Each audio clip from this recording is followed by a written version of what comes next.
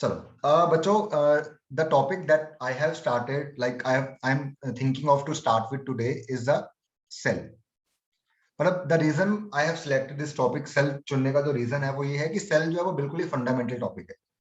चाहे वो class 11th में आ जाओ, चाहे वो नीट में आ जाओ, चाहे वो ओलंपियाड में आ जाओ, सेल एक ऐसा टॉपिक है जो बहुत सारी चीजों को इंटरकनेक्ट करता है।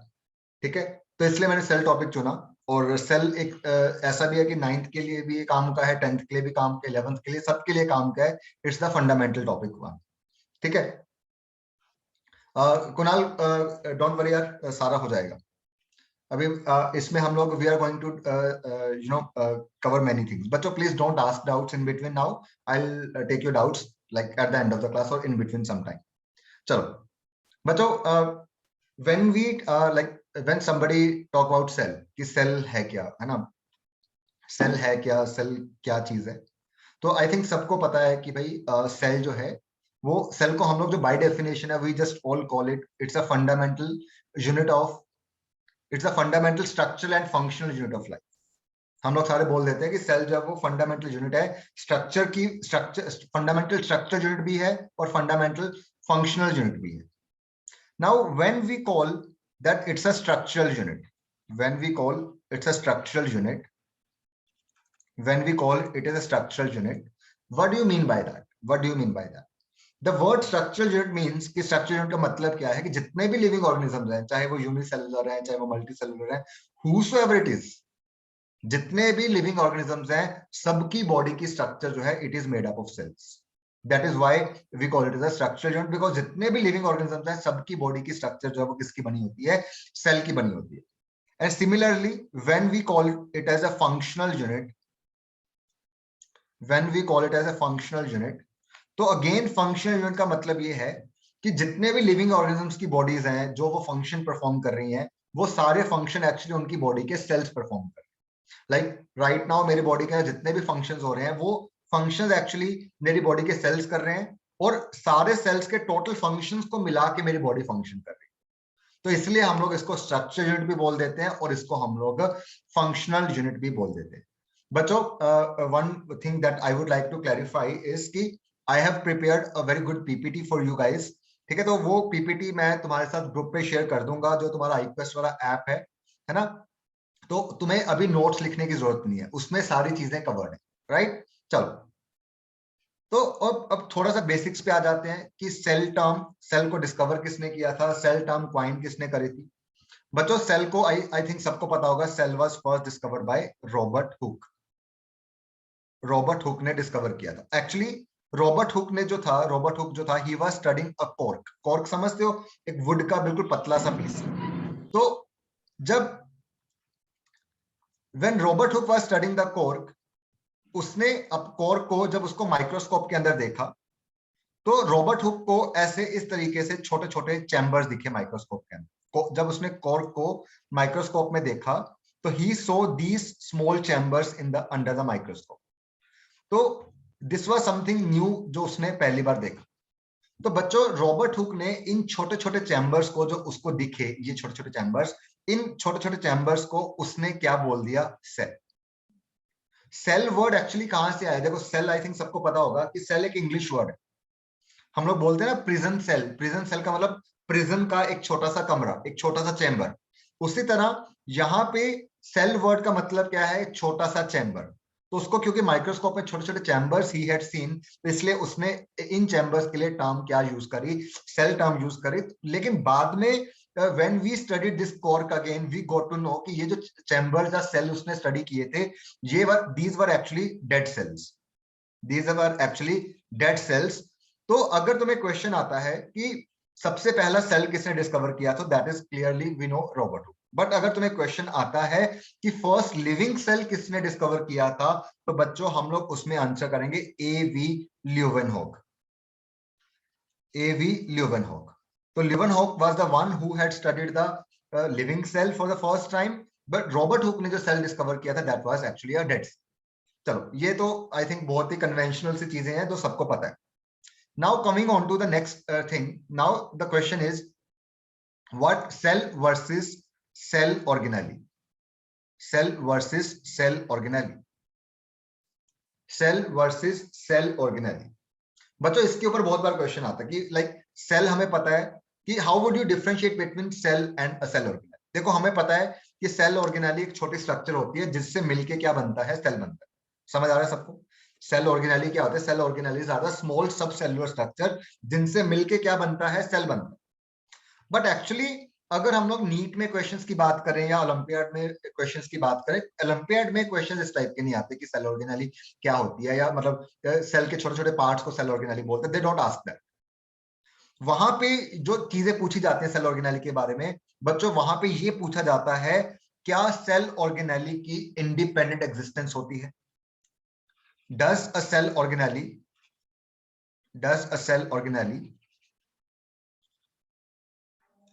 can exist independently? Does a cell organelle exist independently? The answer is a big no. Cell organelles cannot exist independently, but cells can. Cells independently exist कर सकते हैं, सेल ऑर्गेनेली इंडिपेंडेंटली एग्जिस्ट नहीं कर सकती। चाहे वो कोई भी ऑर्गेनेली है बच्चों, ध्यान दो, कोई भी ऑर्गेनेली, चाहे वो माइटोकॉन्ड्रिया है, चाहे वो प्लास्टिड है, whichsoever organelle it is, whichsoever organelle is, कोई भी ऑर्गेनेली जो है वो इंडिपेंडेंटली एग्जिस्ट नहीं कर सकती। बट जो सेल्स होते हैं वो इंडिपेंडेंटली एग्जिस्ट कर सकते हैं। जैसे यूनिसेलुलर ऑर्गेनिजम्स होते हैं ना, अमीबा हो गया, पैरामीशियम हो गया, है ना, वो इंडिपेंडेंटली एग्जिस्ट करते हैं। तो from as a medical student, as a biology student, जो मेन चीज तुम्हें पता होनी चाहिए सेल और सेल ऑर्गेनेली के बारे में, दैट इज कि सेल्स का इंडिपेंडेंट एग्जिस्टेंस पॉसिबल है, बट एक सेल ऑर्गेनेली जो है वो इंडिपेंडेंटली एग्जिस्ट नहीं कर सकती, चाहे वो कोई भी ऑर्गेनेली क्यों नहीं है, चाहे वो प्लास्टिड है, चाहे वो माइटोकॉन्ड्रिया है, चाहे वो एंडोप्लाज्मिक रेटिकुलम है, चाहे वो गोल्जी है, इवन न्यूक्लियस भी इंडिपेंडेंटली एग्जिस्ट नहीं कर सकता, not even a centriole. I hope ये फंडामेंटल डिफरेंस सबको समझ आ रहा है कि सेल और सेल ऑर्गेनेली के बीच का क्या difference. Now moving on to the next thing. तीन टर्म्स आती हैं जो हमें बहुत क्लियर स्टार्टिंग से ही पता होनी चाहिए। One term is cytoplasm, another term is protoplasm, and the third term which we come across usually is protoplast. समझ आ रहा है बच्चों? These are the three terms which we come across generally is cytoplasm, protoplasm and protoplast. बच्चों ध्यान दो यहां पे, let's say I'm drawing a cell.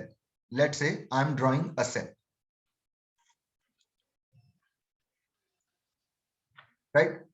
This is plasma membrane. Right? This is nucleus. बच्चों ये सारा जो रिमेनिंग मटेरियल है, दिस रिमेनिंग मटेरियल, यहाँ पे जो न्यूक्लियस और प्लाज्मा मेम्ब्रेन के बीच में व्हिचएवर मटेरियल इट इज, यहाँ पे दिखने में खाली है बट इट्स नॉट एम्प्टी, यहाँ पे मटेरियल है, जहाँ पे ऑर्गेनेलिज हैं, this entire substance, this entire material is known as cytoplasm. तो बच्चों समझ आ रहा है, किसी भी सेल के अंदर न्यूक्लियस और प्रोटोप्लाज्म के बीच में whichever material is present, that material is known as cytoplasm. अगर मैं साइटोप्लाज्म के साथ, ध्यान दो, इफ आई इंक्लूड साइटोप्लाज्म के साथ प्लाज्मा मेम्ब्रेन, अगर मैं साइटोप्लाज्म के साथ प्लाज्मा मेम्ब्रेन को भी इंक्लूड कर लूं, then cytoplasm plus plasma membrane, they together are known as a cytoplasm plus nucleus भी इंक्लूड कर लूं मैं, साइटोप्लाज्म प्लस न्यूक्लियस, ये दोनों एक साथ हम लोग क्या बोलते हैं, we call them as the protoplasm. समझ आ रहा है बेटा? Cytoplasm plus nucleus together are known as protoplasm. ये यहाँ पे साइटोप्लाज्म था, इसके साथ न्यूक्लियस इंक्लूड कर लिया, इन दोनों को कंबाइन करके हमने क्या बोल दिया, protoplasm. Now understand what is protoplast. Cytoplasm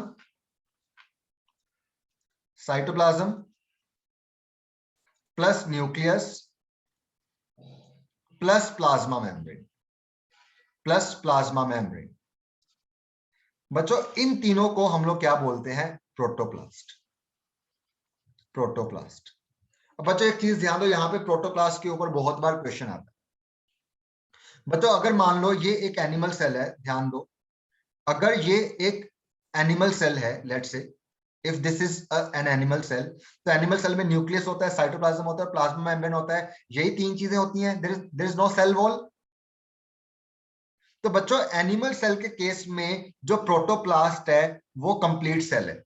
animal cell में हम लोग प्रोटोप्लास्ट टर्म यूज नहीं करते, ध्यान दो, एनिमल सेल के केस में हम लोग प्रोटोप्लास्ट टर्म यूज नहीं करते, बिकॉज एनिमल सेल में cytoplasm plus nucleus plus plasma membrane, इन तीनों से मिलकर पूरा सेल बन जाता है।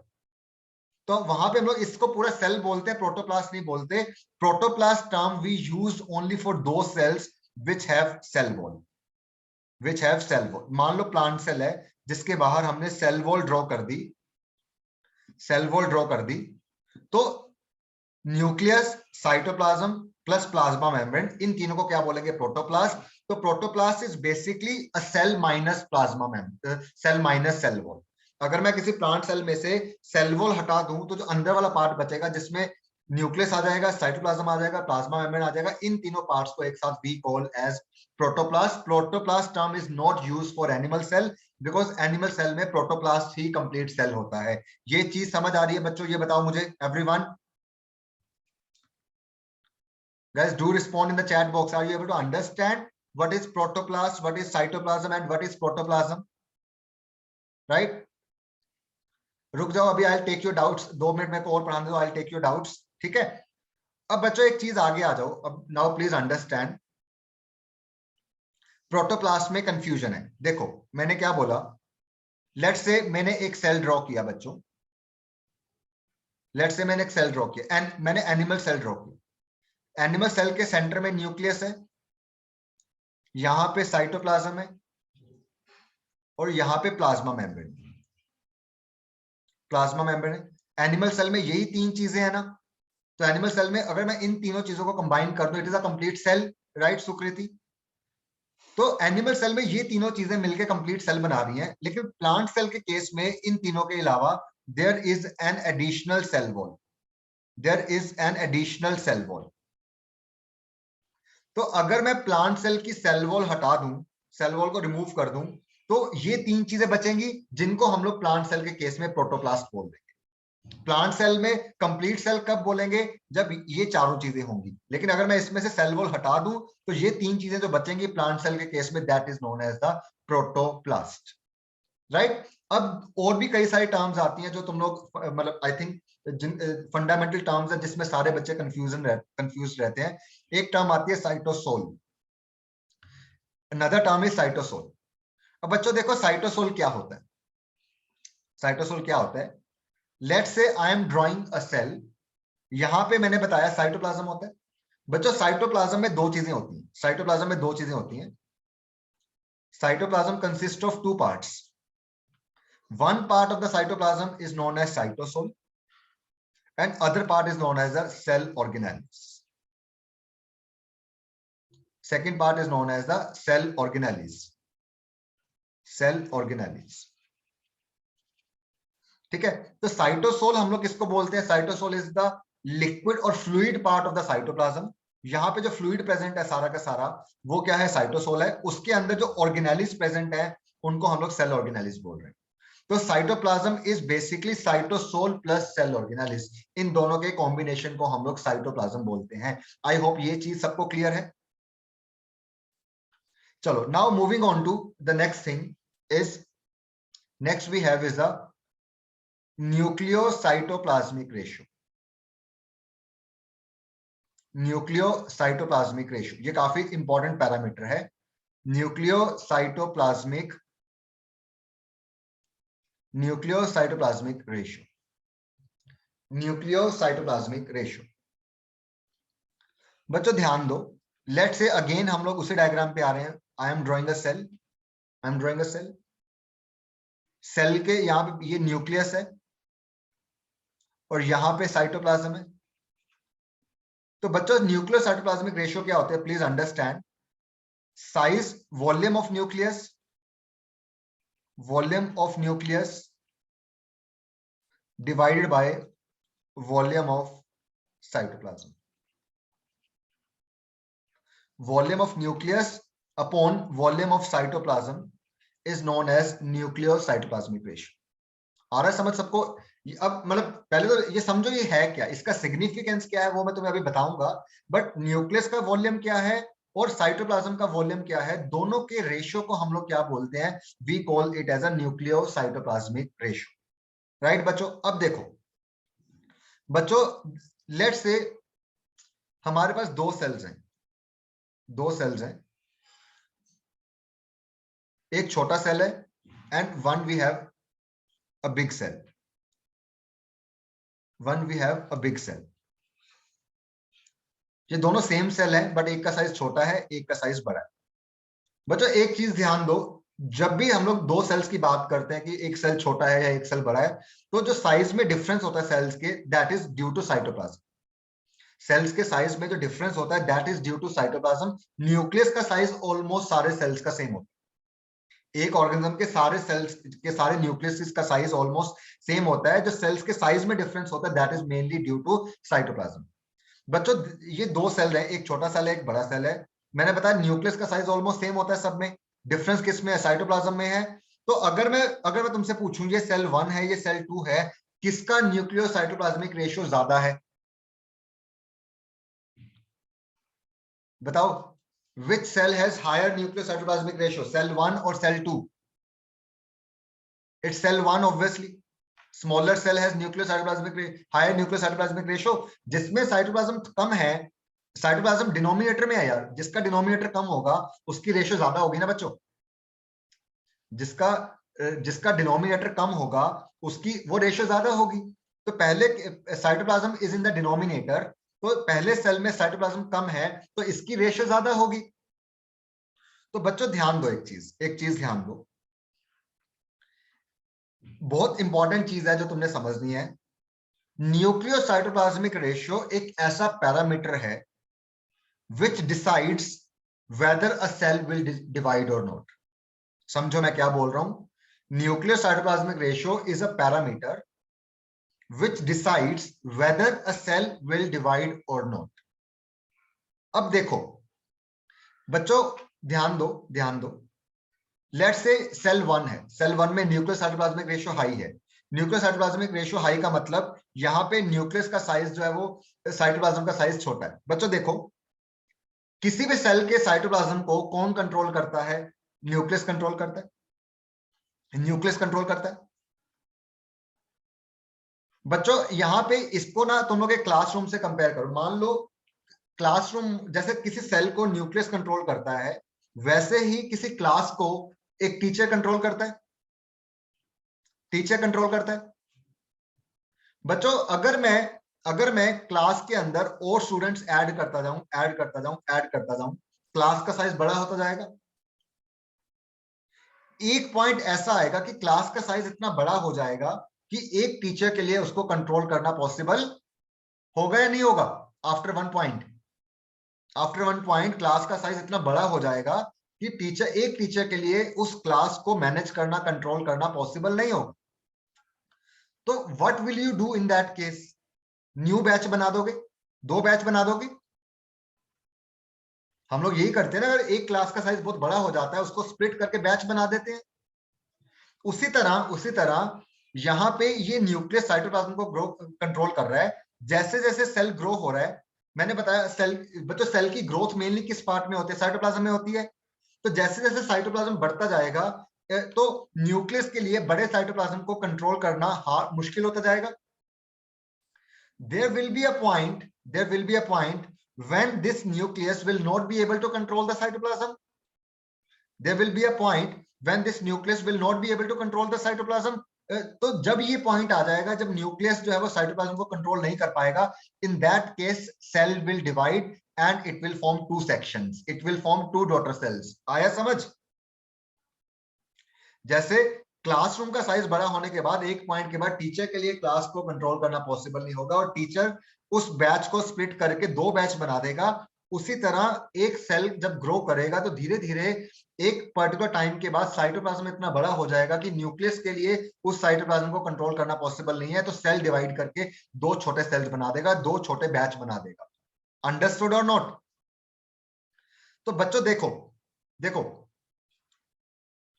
यहां पे nucleo cytoplasmic ratio Viren I'll take doubts later on. चलो हाँ, यहाँ पे एक चीज ध्यान दो बच्चों, यहाँ पे छोटा सेल है, इसका न्यूक्लियोसाइटोप्लाज्मिक रेशियो इज हाई, ये सबको क्लियर है। जैसे जैसे वो ग्रो कर रहा है, उसका साइटोप्लाज्म बढ़ता जा रहा है, उसका न्यूक्लियोसाइटोप्लाज्मिक रेशियो कम होता जा रहा है, कम होता जा रहा है।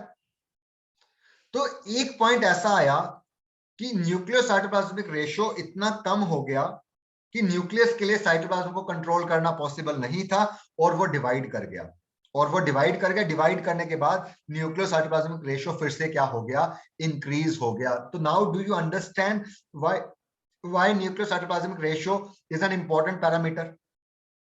It is a very important parameter because it is a parameter which decides whether a cell is going to divide or not. तो बच्चों चलो, tell me fast quickly in the chat box, कोई सेल कब divide करेगा, कोई cell कब divide करेगा, जब उसका न्यूक्लियोसाइटोप्लाज्मिक रेशियो हाई होगा या लो होगा? When its nucleocytoplasmic ratio is high or low? Very good, मेरे को मजा आ गया सबके आंसर देख के। कोई भी सेल तब डिवाइड करेगा when its nucleocytoplasmic ratio is low.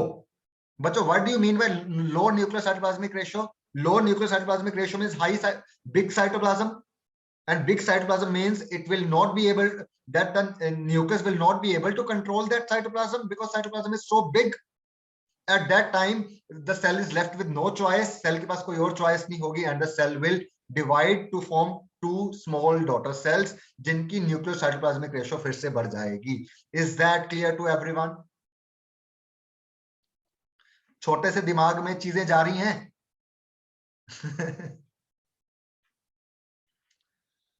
चलो, now I am giving you 2-3 minutes. Please raise your hands and tell me your doubts. I am giving you only 2-3 minutes. Please raise your hands. Yes, हिया, मैं सबके doubts ले रहा हूँ। Yes, here, let's start with you. बोलो बेटा, क्या doubt है? Sir मुझे ये पूछना था कि जो ये न्यूक्लियोसाइटोप्लाज्मिक रेशियो है, इसके अलावा और भी फैक्टर्स होंगे ना जिनके ऊपर सेल की डिवीजन डिपेंड करेगी? बिल्कुल डिपेंड करती है, but this is like one of the most fundamental parameters. तो मतलब ये सेल के लिए स्टार्टिंग पॉइंट होगा कि अब लो हो गई है रेशियो तो डिवाइड करना शुरू करना चाहिए। डिवाइड, ये वाला पैरामीटर तो है ही, but there could be other और कंडीशंस की बाहर से सेल को कौन सा स्टिमुलस मिल रहा है, हार्मोन्स कैसे हैं, है ना। तो और भी एक्सटर्नल फैक्टर्स होते हैं जो सेल को डिवाइड करने को डिसाइड करते हैं। बट अगर कोई सेल बिना एक्सटर्नल फैक्टर्स के डिवाइड करता है तो ये वाला पैरामीटर मेन पैरामीटर होता है जो उसकी डिवीजन के टाइम को डिटरमाइन करेगा। Okay sir, thank you sir. Yes Siddham, बोलो बेटा। जैसे माइटोकॉन्ड्रिया है, वो सेमी ऑटोनोमस बॉडी है, उसके पास डीएनए भी है, राइबोसोम भी है। हाँ, तो सर फिर वो क्यों नहीं एग्जिस्ट कर सकता इंडिपेंडेंट? बेटा देखो, ये बहुत अच्छा क्वेश्चन है। पहली बात तो देखो, सिद्धम ने पूछा, मैंने तुम्हें बताया कि कोई भी ऑर्गेनेली जो है इंक्लूडिंग माइटोकॉन्ड्रिया, है ना, इंडिपेंडेंटली एग्जिस्ट नहीं कर सकता। नाउ सिद्धम हैज आस्क्ड कि सर उसके पास तो अपना डीएनए है, अपने राइबोसोम्स हैं, तो वो इंडिपेंडेंटली एग्जिस्ट क्यों नहीं कर सकता? देखो, माइटोकॉन्ड्रिया के अंदर जो डीएनए, देखो माइटोकॉन्ड्रिया के अंदर, आई डोंट नो तुम्हें पता है या नहीं, mitochondria is a very rich organelle in terms of enzymes. Mitochondria के अंदर 50-60 टाइप के एंजाइम्स होते हैं। तो माइटोकॉन्ड्रिया का जो डीएनए होता है, it is very small, it is very small in the sense कि माइटोकॉन्ड्रिया का जो डीएनए है वो माइटोकॉन्ड्रिया के कुछ प्रोटीन्स या कुछ एंजाइम्स ही बना सकता है, लेट्स से 5-10 प्रोटीन एंजाइम्स। बाकी सारे प्रोटीन और एंजाइम जो हैं उनको बनाने के लिए जो जीन्स होती हैं, जो डीएनए होता है, वो न्यूक्लियस के अंदर होता है, जिसके कारण माइटोकॉन्ड्रिया न्यूक्लियस के ऊपर डिपेंड करता है। तो माइटोकॉन्ड्रिया का जो डीएनए है वो सफिशिएंट इनफ नहीं है कि वो सारे चीजें बना पाए, इसलिए mitochondria is still dependent on nucleus and cytoplasm. आया समझ बेटा? Yes sir. सर जो बाकी बॉडीज होती है, क्लोरोप्लास्ट, उसका भी यही रीजन है? उसका भी सेम यही रीजन है कि उनके अंदर जो डीएनए है उसका साइज इज सो स्मॉल कि उसके अंदर सारे जीन्स या सारे प्रोटीन्स नहीं बन सकते, तो वो अभी भी न्यूक्लियस के ऊपर डिपेंड कर रहे हैं, राइट। चलो, यस दिव्यम, दिव्यम बोलो बेटा। Sir, I wanted to clear that what is the difference between protoplasm and protoplast. I've still not got it. What is the difference between protoplasm and protoplast? See, protoplasm is cytoplasm plus nucleus, that is clear. Yes, sir. तो mic अपना on रख, that is fine, I'll, है ना, मेरे को बताता रहे। Nucleus plus cytoplasm is protoplasm, I hope that is clear. Yes. If I include nucleus, cytoplasm. Basically, protoplast is protoplasm plus plasma membrane. Okay, ma'am. समझ आया? Protoplasm में we do not include plasma membrane, but along with protoplasm, if we include plasma membrane, then that structure is known as protoplast. Is that clear now? Yes, sir. Thank you, sir. Yes, hi Abhinav, बताओ बेटा. Sir जब cell divide करेगा फिर nucleus भी तो divide करेगा, फिर वो को अपना कंट्रोल रख पाएगा डॉटर सेल? नहीं, एक्चुअली क्या होता है, ये बहुत अच्छा क्वेश्चन है, मतलब इट्स वेरी लॉजिकल क्वेश्चन कि जब सेल डिवाइड कर रहा है तो न्यूक्लियस भी तो डिवाइड कर रहा है, तो न्यूक्लियस का भी तो साइज छोटा हो रहा है. That is what you are asking, है ना? तो नाउ द थिंग इज कि जब सेल डिवाइड करता है तो ऐसा नहीं है कि न्यूक्लियस सीधा बीच में से डिवाइड करता है. देखो एक चीज ध्यान बच्चों, पहले ये बताओ तुम्हें अभिनव का क्वेश्चन समझ आया? अभिनव का क्वेश्चन समझ आया? अब देखो सेल के डिवीजन में और न्यूक्लियस के डिवीजन में फर्क होता है. सेल के डिवीजन में और न्यूक्लियस के डिवीजन में फर्क होता है. देखो सेल जब डिवाइड करता है तो सेल के बीच में पार्टीशन डेवलप हो जाती है और सेल दो पार्ट्स में टूट जाता है. सेल सिंपली दो पार्ट्स में टूट जाता है. आया समझ? बट न्यूक्लियस का डिवीजन ऐसा नहीं होता. मान लो ये न्यूक्लियस है, न्यूक्लियस के अंदर जो डीएनए वगैरह होता है, पहले न्यूक्लियर की मेम्ब्रेन डिसअपियर हो जाती है, न्यूक्लियस की मेम्ब्रेन खत्म हो जाती है, उसका डीएनए दो पार्ट्स में डिवाइड हो जाता है, आधा ऊपर चला गया, आधा नीचे चला गया. अब उसके बाद जो नई न्यूक्लियर मेम्ब्रेन बनती है, उसका साइज, दोनों के आसपास जो न्यूक्लियर मेम्ब्रेन बनेगी, उसका जो साइज होता है वो ओरिजिनल न्यूक्लियर मेम्ब्रेन जितना ही होता है. तो ऐसा नहीं है कि न्यूक्लियस बीच में से डिवाइड किया है. नो, सेल बीच में से डिवाइड करता है इसलिए वो हाफ हो जाता है, बट न्यूक्लियस हाफ नहीं होता, बिकॉज न्यूक्लियस की मेम्ब्रेन डिसअपियर होती है, डीएनए डिवाइड करता है और दोबारा जो न्यूक्लियर मेम्ब्रेन बनती है उसका साइज ओरिजिनल न्यूक्लियस की मेम्ब्रेन जितना होता है. आया समझ अभिनव? यस. चलो, यस सुमेधा बोलो बेटा. So it is believed that mitochondria and chloroplast existed on their own before they were added to the cell. Right. Then how did they exist at that time? If No, they at that time, maybe their requirements were so low. Maybe they had a much simpler structure than they are today. है ना? Maybe at that time उनकी structure that was much simpler than what they had today.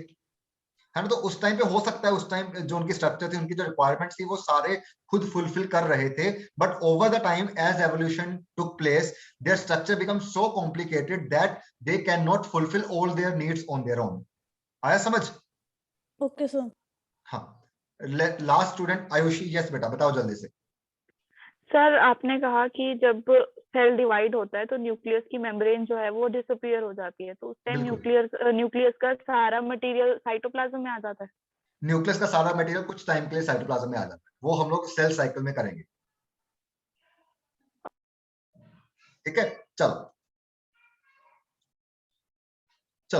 now coming on to the next parameter is the surface area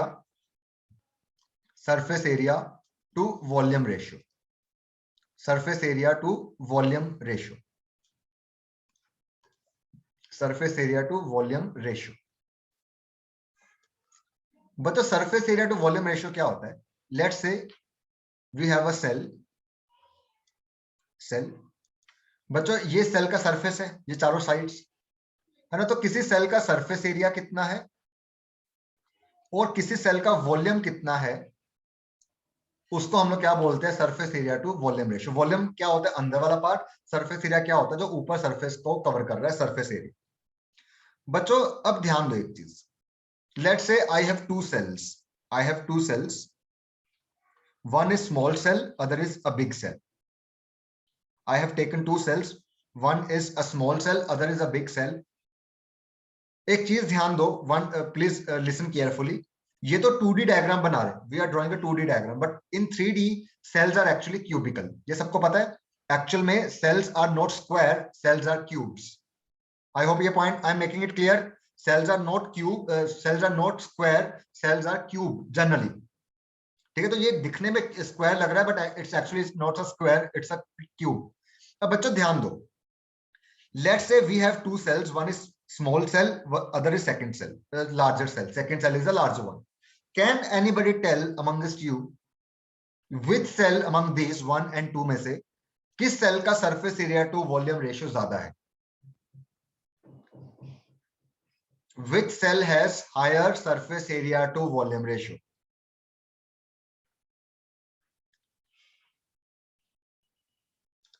बहुत सारे बच्चे बोल रहे हैं cell 1 का एंड बहुत सारे बच्चे बोल रहे हैं सेल 2 का। बहुत सारे बच्चे सेल 1 का, बहुत सारे बच्चे सेल 2 का बोल रहे हैं कि सेल 1 का nuclear surface area to volume ratio इसका ज्यादा है, इसका कम है। चलो मैं तुमसे रीजन नहीं पूछूंगा, मे बी तुम में से कुछ को पता हो, आई डोंट नो, बट चलो the answer is cell 1 has more surface area to volume ratio. तो जिन बच्चों ने आंसर 1 दिया, a big round of applause for them. ठीक है, चलो अब ध्यान दो क्यों। I will prove it, I will prove it. I am not asking you to कि बायो हम लोग रट्टा नहीं मारते, है ना। विल मेक श्योर कि तुम्हें सारी चीजें समझ आए। बच्चों ये क्यूब है, ये क्यूब है, ये छोटा क्यूब है और एक बड़ा क्यूब है। लेट से इस क्यूब की एक साइड ए है, इस क्यूब की एक साइड 2a है। बच्चों कैन एनीबडी टेल कि इस क्यूब का सरफेस एरिया क्या होगा? क्यूब के सरफेस एरिया का फॉर्मूला क्या होता है? Can anybody tell? 6a स्क्वायर, 6a स्क्वायर, यस और नो? अब फिर सोचोगे मैथ्स बीच में आ गया यार, मैं क्या करूं, मेरा बैकग्राउंड ही ऐसा है कि मेरे पास भी लाइक सुपर मेडिकल था, तो मेरे को मैथमेटिकल चीजें कहीं ना कहीं घुसाना मेरा मन कर जाता है। तो इसका सरफेस एरिया क्या होगा? 6 2a स्क्वायर। इसका surface area will be 6 2a square. इसका वॉल्यूम क्या होगा? a cube. इसका वॉल्यूम क्या होगा? 2a cube. इसका वॉल्यूम क्या होगा? 2a cube. अगर मैं रेशो निकालूं, इससे ये कट जाएगा, इसका surface area to volume ratio आएगा 6/a, यस और नो? इसका क्या आएगा? इसका क्या आएगा? इसका क्या आएगा? 3/a। कट करके देख लो, 3/a आएगा। Now can anybody tell which value is higher? 6/a बड़ा है या 3/a बड़ा है? तो now do you understand, now do you understand कि smaller cell has higher surface area to volume ratio mathematically. अब नाउ द थिंग इज कि हम लोग ये पढ़ क्यों रहे हैं भाई? हमें surface area to volume ratio से क्या लेना देना है? Why do we need this thing? बच्चों ध्यान दो, सर जिस सेल का surface market, you can write it down also, जिस सेल का surface area to volume ratio ज्यादा होता है, that cell is metabolically more active than the other cell whose surface area to volume ratio is lower. जितना ज्यादा surface area to volume ratio, उतना cell metabolically active. अब समझो ऐसा क्यों भाई? ये कहां से आ गया? ये कोई हवा में दे दिया क्या मैंने लॉजिक? देखो देखो बच्चों, जिस सेल का surface area to volume ratio ज्यादा है, समझो, मेरे को आंसर करना, जिस सेल का surface area to volume ratio ज्यादा है, कैन आई से उस सेल में पर यूनिट वॉल्यूम ज्यादा एरिया अवेलेबल है? कैन आई से उस सेल में पर यूनिट वॉल्यूम ज्यादा एरिया अवेलेबल है? जैसे इन दोनों का, इसका 6/a है, इसका 3/a है, तो पर यूनिट a इसमें ज्यादा एरिया अवेलेबल है। तो बच्चों ध्यान दो, ध्यान दो, तो जिस सेल का surface area to volume ratio ज्यादा है, उसके पर यूनिट वॉल्यूम ज्यादा सरफेस एरिया अवेलेबल है। बच्चों जितना ज्यादा सरफेस एरिया होगा, उतने ज्यादा न्यूट्रिएंट्स अंदर आ पाएंगे, उतनी ज्यादा वेस्ट प्रोडक्ट्स ज्यादा बाहर जा पाएंगी। और जिस सेल के अंदर जितने ज्यादा न्यूट्रिएंट्स अंदर आएंगे, वेस्ट प्रोडक्ट्स ज्यादा जाएंगे, वो सेल उतना ही मेटाबॉलिकली एक्टिव ज्यादा होगा ना। जितने कंपाउंड्स, जितने न्यूट्रिएंट्स अंदर आएंगे, वेस्ट प्रोडक्ट्स बाहर जाएंगे, उतना ही सेल मेटाबॉलिकली ज्यादा एक्टिव होगा। तो जितना ज्यादा सरफेस एरिया होता है, एंट्री और एग्जिट के लिए उतना ज्यादा एरिया मिल जाता है, और जितना ज्यादा एरिया एंट्री एग्जिट के लिए अवेलेबल होगा मेटाबॉलिक प्रोडक्ट्स के लिए, मेटाबॉलिक रिएक्टेंट्स के लिए, उतना ही ज्यादा वो मेटाबॉलिकली एक्टिव होगा। Is that clear to everyone? Now अगर तुम्हें फ्यूचर में कभी पूछा जाता है कि दो सेल, एक छोटा है और एक बड़ा है, बताओ इनमें से मेटाबॉलिकली एक्टिव ज्यादा कौन सा होगा? Tell me first. Smaller one और the larger one? Smaller one would be metabolically very active, metabolically more active as compared to the larger one. Thumbs up to you guys. Very good. चलो मजा आ रहा है मुझे। चलो आगे चलें। अभी guys चीजें समझ आ रही हैं? I don't know, like are you able to understand these things? चलो चलो ठीक है, चलो अब हम लोग आगे चलते हैं। Again types of cells, types of cells पे आ जाओ। बट टाइप्स ऑफ सेल में मैं तुम्हें ये नहीं बताऊंगा प्रोकैरियोटिक यूकैरियोटिक, है ना, वो आई थिंक वो हम सबको पता है। I am going in a different direction. Types of cells, दो तरह के सेल्स हैं। One we have is the undifferentiated cell. Divyam रुक जा, मैं ना तेरे को क्लास के एंड में एक्स्ट्रा टाइम देता हूं, उस पर बताता हूं, ठीक है, अगर तेरे को ये कंसेप्ट दोबारा समझ में। बच्चा रुक जाना, डोंट वरी, है ना, विल इसके बाद मैं तो फ्री हूं, तुम लोग अपना देखना, ठीक है। तुम्हें जितने भी डाउट्स पूछने हैं तो feel free to ask after the class, ठीक है। चलो, undifferentiated cell and differentiated cell, and differentiated cell,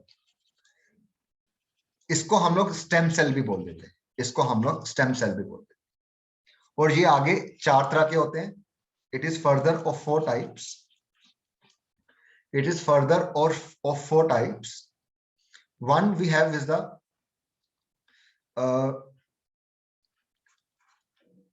totipotent cell. Second one is the pluripotent cell. Third one is the multipotent cell, and fourth one we have is the unipotent cell. ठीक है बच्चों, अब समझो ये it's like one of the very again fundamental topic. मैं बिल्कुल fundamentals की बात कर रहा हूं, अभी लेवल तो हम लोग अपना ऊपर लेके जाएंगे। अब बच्चों देखो, अनडिफरेंशिएटेड सेल और डिफरेंशिएटेड सेल क्या होता है। पहले हम लोग बात करते हैं undifferentiated cell.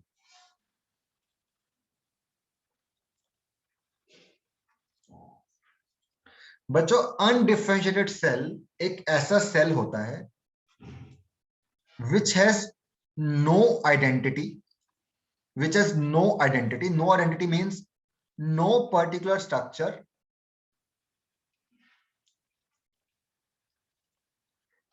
no identity means no particular function. Are you able to understand?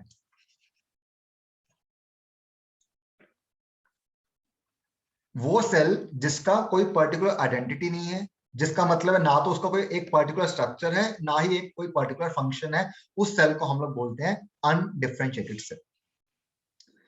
तो फिर अनडिफरेंशिएटेड सेल करते क्या है? तो बच्चों, अनडिफरेंशिएटेड सेल सिर्फ डिवाइड करते हैं, दे जस्ट डिवाइड। वो डिवाइड करते रहते हैं, नए नए सेल्स बनाते रहते हैं, और उनमें से मान लो एक अनडिफरेंशिएटेड सेल है, उसने डिवाइड करके 2 सेल बना दिए।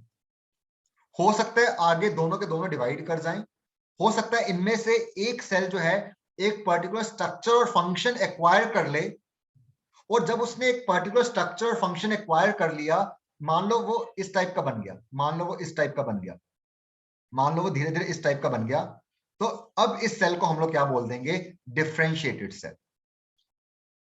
डिफरेंशिएटेड सेल, समझ आ रहा है?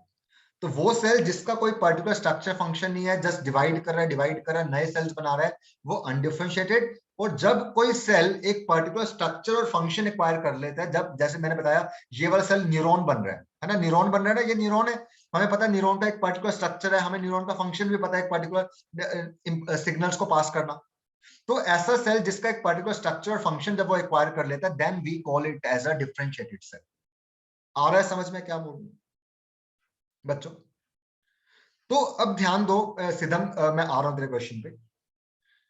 तो अनडिफरेंशिएटेड सेल जो होते हैं, अनडिफरेंशिएटेड सेल बच्चों, जितने भी तुम्हें सेल्स के नाम पता है, चलो अगर मैं तुमसे पूछूं आरबीसी, आरबीसी को क्या बोलोगे? डिफरेंशिएटेड और undifferentiated? Sumedha, Amrit, I take your doubts. RBC को अगर मैं बोलूं इट्स अ डिफरेंशिएटेड और undifferentiated? It's a differentiated cell, because इसका एक पर्टिकुलर स्ट्रक्चर भी है, इसका एक पर्टिकुलर फंक्शन भी है। अगर मैं पूछूं डब्ल्यूबीसी, अगर मैं पूछूं कोलन काइमा, पैरेंकाइमा, स्क्लेरेंकाइमा, तो ये सारे के सारे सेल्स बच्चों डिफरेंशिएटेड हुए ना, बिकॉज इन सब का एक पर्टिकुलर स्ट्रक्चर और एक फंक्शन है। लेकिन अगर मैं तुमसे पूछूं जाइगोट क्या है, जाइगोट, अगर मैं तुमसे पूछूं जाइगोट क्या है, zygote is an undifferentiated cell. उसका कोई पर्टिकुलर स्ट्रक्चर फंक्शन नहीं है, वो सिर्फ डिवाइड कर रहा है, मल्टीपल सेल्स बना रहा है, उन सेल्स में से कुछ सेल डिफरेंशिएटेड बन रहे हैं और कुछ आगे डिवाइड करना कंटिन्यू कर रहे हैं। आ रहा है समझ में क्या बोल रहा हूं? और बच्चों ध्यान दो, मान लो एक सेल हमारे पास अनडिफरेंशिएटेड है, it's an undifferentiated cell, it's an undifferentiated cell. इसने डिवाइड करके 2 सेल बना दिए, एक आगे डिवाइड करता, एक सेल जो है इट कंटिन्यूज टू डिवाइड, तो ये स्टिल अभी अनडिफरेंशिएटेड ही रहेगा क्योंकि ये अभी भी डिवाइड कर रहा है। लेकिन ये वाला सेल मान लो आरबीसी में चेंज हो गया, आरबीसी में चेंज हो गया, तो ये क्या है, एक आरबीसी क्या है, एक डिफरेंशिएटेड सेल। तो बच्चों ध्यान दो, एक अनडिफरेंशिएटेड सेल का डिफरेंशिएटेड सेल में चेंज होना is known as a differentiation. This phenomena is known as a differentiation. आ रहा है समझ? This phenomena is known as differentiation. अब नाउ एक दो बच्चों के क्वेश्चन आए कि मेरिस्टेमेटिक सेल क्या है। बच्चों अनडिफरेंशिएटेड सेल को एनिमल्स के केस में हम लोग स्टेम सेल बोल देते हैं, प्लांट्स के केस में इनको हम लोग मेरिस्टेमेटिक बोल देते हैं। आ रहा है समझ? प्लांट्स एनिमल्स के केस में इनको हम लोग स्टेम सेल बोल देते हैं, प्लांट्स के केस में इनको हम लोग मेरिस्टेमेटिक बोल देते हैं। तो meristematic cell, stem cell and undifferentiated cell are the same thing. Sidham, I hope you understood बेटा। ठीक है, अब आगे ध्यान दो, आगे ध्यान दो। ये एक अनडिफरेंशिएटेड सेल है ना परमिंदर? धीरे धीरे इसने एक पर्टिकुलर स्ट्रक्चर और फंक्शन एक्वायर कर लिया और ये आरबीसी बन गया है ना बेटा। RBC is a differentiated cell. So I told कि when an undifferentiated cell changes to a differentiated cell, that phenomena is known as differentiation. चलो, I'll give you an example. मैं तुमसे I'll give you a very real life example. You are in 10th class now. You are in 10th class, है ना? अभी तुम लोग ज्यादातर 10th class में हो। तुम लोगों ने अभी none of you have opted medical, non-medical, arts और commerce. तो तुम्हारा अभी ना तो तुम्हारा कोई मेडिकल का आइडेंटिटी है, तुम्हारा ना कोई नॉन मेडिकल का आइडेंटिटी है, ना कॉमर्स का, ना आर्ट्स का। तो you are like an undifferentiated cell, you are like an undifferent, I will call you an undifferentiated student. आया समझ? But once you enter into the 11th class, some of will take PCB, biology लेंगे, some of you will take PCM, some of you will take commerce and some of you will take arts, or some others will do something else. तो बच्चों जिसने PCB लिया वो एक medical student बन गया, जिसने पीसीएम लिया वो एक नॉन मेडिकल स्टूडेंट बन गया, ये एक कॉमर्स स्टूडेंट है और ये एक आर्ट्स स्टूडेंट है। तो नाउ बच्चों इन स्टूडेंट्स की 11th क्लास में आके एक आइडेंटिटी डिफाइन हो गई ना सबकी। Now I will call these students as differentiated students. I will call these students as a differentiated students, and this phenomena is known as differentiation. आया समझ? मैंने मतलब एक सिंपल सी एग्जांपल देके तुम्हें समझाया कि when you are in the 10th class तुम्हारा कुछ डिसाइडेड नहीं है क्या करना है, तुम लोग अनडिफरेंशिएटेड हो बस, but once you enter into 11th class तुम्हारा एक स्ट्रीम डिफाइन हो गया, एक आइडेंटिटी डिफाइन हो गई कि तुम लोग इस पर्टिकुलर स्ट्रीम को बिलोंग करने वाले स्टूडेंट हो, then I will start calling you as a differentiated students. I hope now it is clear to everyone. भेजे में जा रहे सबके? छोटा सा दिमाग है यार तुम्हारा, इसको सुमेधा, यस सुमेधा हम लोग आ रहे हैं उस पे बेटा। चलो अब देखो यार आगे मैंने क्या बताया, एक और चीज मैंने तुम्हें बताया कि जो अनडिफरेंशिएटेड सेल्स होते हैं बेटा वो 4 तरह के होते हैं, totipotent, pluripotent, multipotent and unipotent. Totipotent, ध्यान देना मैं क्या बोल रहा हूं, totipotent, pluripotent, multipotent and unipotent, 4 तरह के हमारे पास स्टेम सेल्स होते हैं या अनडिफरेंशिएटेड सेल्स होते हैं। सबसे पहले let's talk about totipotent cell, totipotent stem cell. बच्चों टोटिपोटेंट स्टेम सेल एक ऐसा स्टेम सेल होता है, एक ऐसा अनडिफरेंशिएटेड सेल होता है जो डिवाइड करके ऑर्गेनिज्म की बॉडी का कोई भी सेल फॉर्म कर सकता है। समझो मैं क्या बोल रहा हूं। Totipotent stem cell is a stem cell which divides and it can form any cell of the body. That means अगर इसमें कोई भी सेल बनाने की कैपेसिटी है तो it can form the complete body of the organism. इससे nerve cell भी बनेगा, इससे न्यूरॉन, इससे किडनी सेल भी बनेगा, लीवर सेल भी बनेगा, स्किन सेल भी बनेगा, आई सेल भी बनेगा, लिवर सेल भी बनेगा, डाइजेस्टिव सिस्टम का सेल भी बनेगा। It can form any cell. तो इसके लिए इतनी ज्यादा कैपेबिलिटी है कि ये किसी भी तरह के सेल को फॉर्म कर सकता है। That stem cell is known as the totipotent cell. Totipotent stem cell एक ऐसा सेल होता है जो कोई भी तरह का सेल फॉर्म कर सकता है ऑर्गेनिज्म की बॉडी का, और in fact it can give rise to the complete body of the organism. जैसे हमारे केस में जो टोटिपोटेंट स्टेम सेल है वो कौन सा है? जाइगोट है।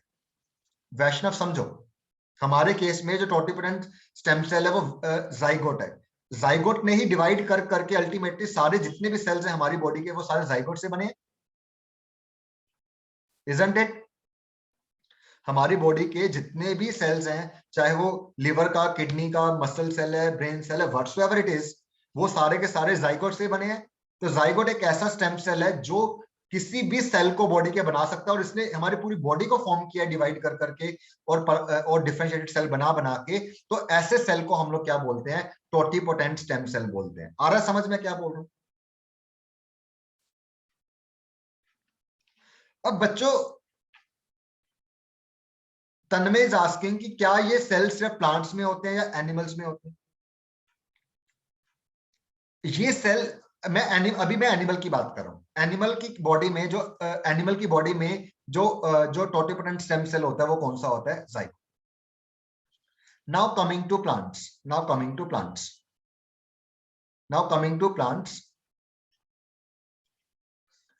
प्लांट्स के case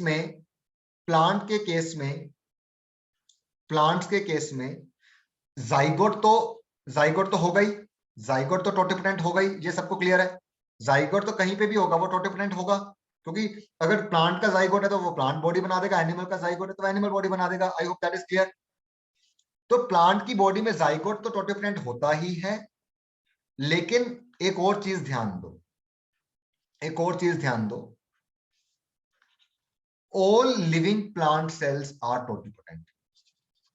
All living plant cells are totipotent. ये स्टेटमेंट बहुत क्रिटिकल और बहुत ही इंपॉर्टेंट स्टेटमेंट है। बच्चों चलो तुम लोग एक एग्जांपल दो, मैं तुमसे पूछता हूं, मैं अभी तुम्हारे क्वेश्चंस के आंसर करूंगा सारे बाद में। क्या तुमने कभी छोटा सा मान लो कोई स्टेम की कटिंग लेके या लीफ की कटिंग लेके पूरा प्लांट ग्रो करवाया है घर में? आई एम श्योर सबने कभी ना कभी किया ही होगा कि कोई स्टेम की कटिंग लेके लगा दी, उससे पूरा प्लांट बन गया। लीफ की कटिंग लेके लगा दी, है ना? अगर किया नहीं होगा तो एटलीस्ट देखा होगा। बच्चों ध्यान दो, मान लो मैंने एक लीफ का छोटा सा सेगमेंट लिया, मान लो मैंने एक स्टेम का छोटा सा सेगमेंट लिया, जैसे रोज के केस में हम लोग करते हैं। मान लो मैंने एक छोटा सा सेगमेंट लिया। ये जो स्टेम है ये बताओ, ये स्टेम जो है वो ये डिफरेंशिएटेड सेल्स का बना हुआ है या अनडिफरेंशिएटेड सेल्स का बना हुआ है? ऑब्वियसली डिफरेंशिएटेड सेल का बना हुआ है, क्योंकि ये सेल्स की एक आइडेंटिटी है कि ये स्टेम सेल, ये स्टेम, या मान लो मैंने लीफ ले लिया, चलो स्टेम की जगह लीफ ले लो, लीफ में तुम्हारे लिए समझना ज्यादा आसान होगा। मान लो मैंने लीफ का एक छोटा सा टुकड़ा ले लिया, एक पीस ले लिया, और इसको मैंने सॉइल में प्लांट कर दिया और उससे मेरे को एक पूरा प्लांट मिल गया। तो बच्चों लीफ जो है वो एक डिफरेंशिएटेड, लीफ के जो सेल्स हैं वो डिफरेंशिएटेड सेल्स हैं, है ना? They are the differentiated cells because वो लीफ सेल्स हैं, उनकी एक आइडेंटिटी है कि वो लीफ सेल्स हैं। बट फिर भी लीफ सेल से पूरा का पूरा प्लांट बन पा रहा है, लीफ सेल से पूरा का पूरा प्लांट बन रहा है। तो ये पूरा प्लांट तभी बना ना क्योंकि लीफ सेल से जाइलम भी बनी, फ्लोएम भी बनी, पैरेंकाइमा भी बनी, कोलेनकाइमा बनी, रूट भी बनी, स्टेम भी बनी, लीफ भी बना, सब कुछ बना। तो इस लीफ सेल से नया प्लांट बनना इसलिए पॉसिबल हुआ क्योंकि इस लीफ के सेल्स में सारे तरह के सेल्स बनाने की एबिलिटी है।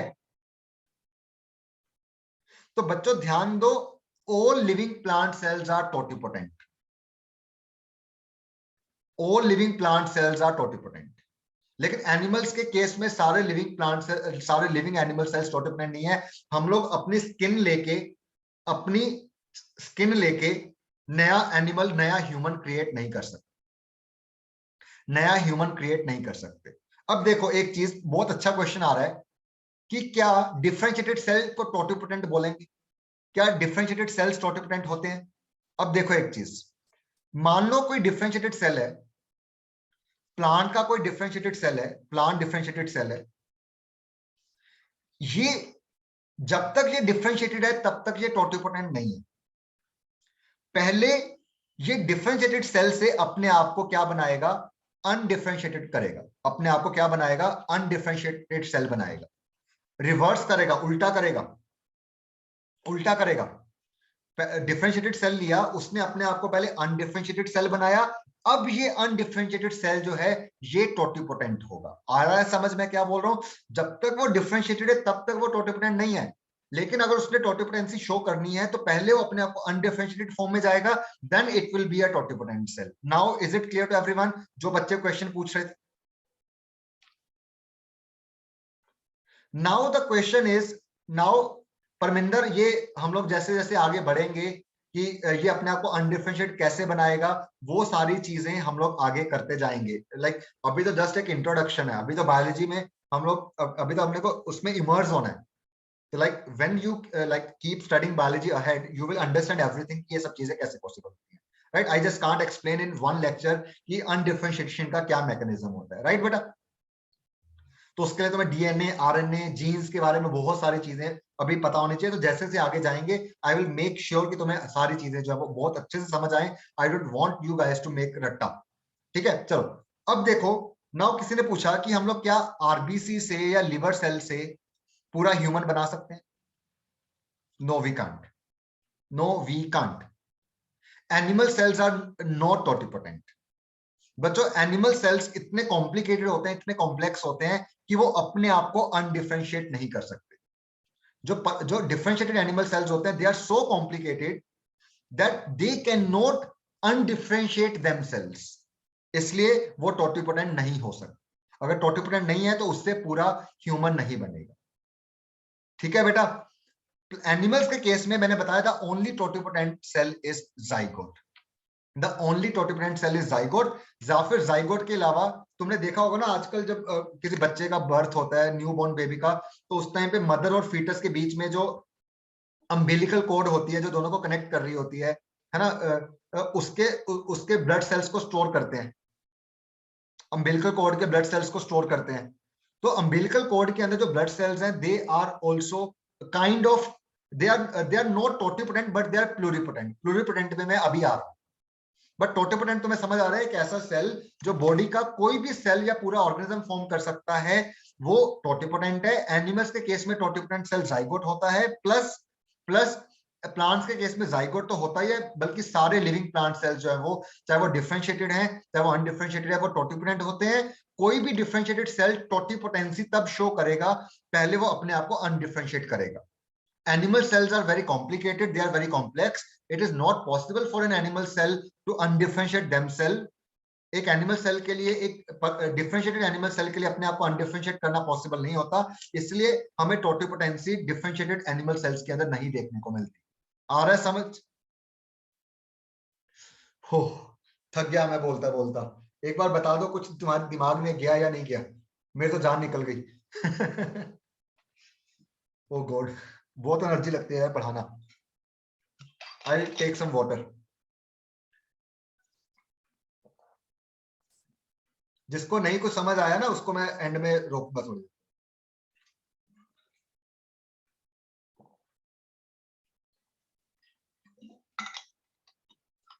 एक तो यार तुम छोटे छोटे बच्चों की इतनी क्यूरियोसिटी होती है ना, इतने सारे क्वेश्चंस आ रहे हैं चैट बॉक्स में फटाफट ऊपर ऊपर ऊपर, और मैं देख भी नहीं पा रहा। ठीक है, तो डोंट वरी, 10-15 मिनट और दो मेरे को, मैं पढ़ा दूं अपनी तरफ से। मैं अपना जो मेरे दिमाग में भरा हुआ है वो मैं निकाल दूं, देन उसके बाद हम लोग अपना जो है तुम्हारे डाउट्स लेते हैं। ठीक है बच्चों, जस्ट गिव मी 10 more minutes, let me teach first, फिर उसके बाद मैं तुम्हारे जो भी डाउट्स हैं इससे, इस टॉपिक से रिलेटेड, वो हम लोग करेंगे। And one more thing, you will get an assignment, है ना, एक असाइनमेंट भी मिलेगी तुम्हें, बट आई थिंक वो असाइनमेंट आज तुमसे सॉल्व नहीं होगी। I need one more lecture for you guys, उसके बाद ही तुम लोग उस असाइनमेंट को सॉल्व कर पाओगे। ठीक है बेटा, तो अभी असाइनमेंट को मत हाथ लगाना, उस असाइनमेंट के अंदर बायोलॉजी ओलंपियाड के और नीट के जो सिलेक्टिव और बेस्ट क्वेश्चंस है वो मैंने निकाल के तुम्हारे लिए डिजाइन करी है। ठीक है बच्चों, चलो नाउ टोटिपोटेंट आई थिंक सबको क्लियर हो गया। बच्चों एक दूसरे जो सेल्स होते हैं दे होते हैं, देखो मैं क्या बोल रहा हूं, है ना, मैं इतना खो जाता हूं पढ़ाते पढ़ाते।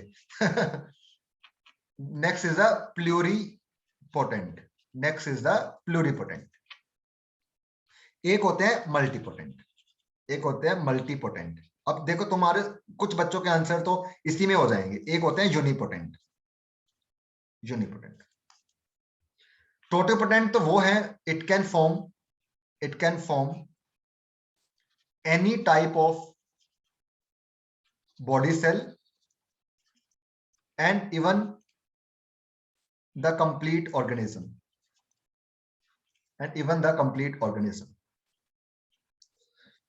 अब रुको, अब मेरे को लिखने दो, फिर मैं तुम्हें अपने आप ही समझ आ जाएगा।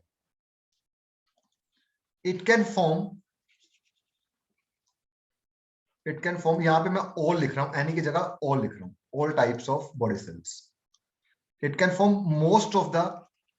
most of the types of body cells.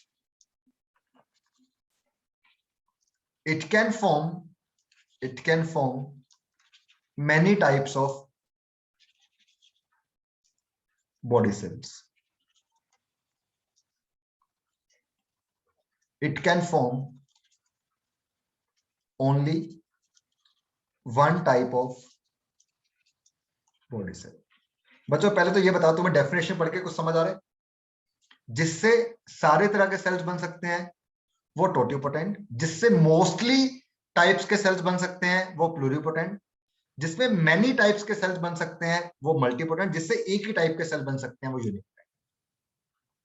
चलो देखो, जैसे मैं ह्यूमन के एग्जांपल, प्लांट्स के केस में तो सीधा फंडा ही खत्म हो गया है, प्लांट्स के तो सारे सेल्स ही टोटिपोटेंट है, तो प्लांट्स के केस में प्लूरिपोटेंट, मल्टीपोटेंट, यूनिपोटेंट वाली तो बात ही नहीं आएगी, ये क्लियर है। प्लांट्स के तो सारे सेल्स ही भैया टोटिपोटेंट हैं, तो वहां पे हम लोग प्लूरिपोटेंट, मल्टीपोटेंट, यूनिपोटेंट की तो बात ही नहीं करेंगे। आई होप प्लांट्स का तो chapter close. Now coming to animal cells, zygote जो है वो टोटिपोटेंट है, जाइगोट जो है वो टोटिपोटेंट है। प्लूरिपोटेंट का एग्जांपल हम लोग लिख सकते हैं अम्बिलिकल कोड ब्लड सेल्स। मैंने बताया ना, अब बच्चे का जो बर्थ होता है उस टाइम पे उसके अम्बिलिकल कोड सेल्स को स्टोर कर लिया जाता है, क्योंकि वो सेल्स क्या होते हैं, प्लूरिपोटेंट होते हैं। अब देखो एक बात बच्चों, मान लो हमारे अंदर, हमारी बॉडी में let's say 100 type of sales हैं, 100 टाइप ऑफ सेल्स हैं। अगर कोई सेल 100 के 100 टाइप्स बना पा रहा है तो उसको क्या बोलोगे? अगर कोई सेल 100 के 100 टाइप्स बना पा रहा है वो क्या हो गया? टोटिपोटेंट हो गया। Very good. अगर कोई सेल लेट से 100 नहीं बना पा रहा, 100 में से लेट से 90 to 95 टाइप के सेल्स बना पा रहा है, तो वो हो गया प्लूरिपोटेंट। मान लो वो 10-15 टाइप के सेल्स ही बना पा रहा है, नॉट मोर देन दैट, तो वो हो गया मल्टी। समझ आ रहा है मोस्टली और मैनी में क्या फर्क है? मोस्टली मतलब जो ऑलमोस्ट सारे 90 से 95% तक, मैनी का मतलब जो 10 से 15% तक ही बना पाएगा, इससे और अलग अलग तरह के सेल्स नहीं बना सकता। और जो एक ही टाइप के बना सकता है वो क्या है? यूनिपोटेंट। समझ आ रहा? तो बच्चों ध्यान दो, न्यू बॉर्न बेबी के code, umbilical cord blood cells को क्यों स्टोर किया जाता है आज? Why do we store the blood cells of a newborn baby? हमें उससे क्या करना है? बच्चों मैंने बताया जो न्यूबॉर्न बेबी के अम्बिलिकल कोड के अंदर जो सेल्स होते हैं वो प्लूरिपोटेंट है। उनको स्टोर इसलिए किया जाता है, मान लो फ्यूचर में उस बेबी का जब वो बड़ा हो गया कोई एक्सीडेंट हो गया, मान लो एक्सीडेंट हो गया, या उसका कोई बॉडी का ऑर्गन डैमेज हो गया, लिवर डैमेज हो गया, या मान लो उसका किडनी डैमेज हो गया, तो अगर हमारे पास उसके बॉडी के प्लूरिपोटेंट सेल स्टोर किए हुए हैं तो हम लोग उसके प्लूरिपोटेंट सेल से उसकी किडनी बना के उसकी बॉडी में ट्रांसप्लांट कर सकते हैं, नहीं कर सकते?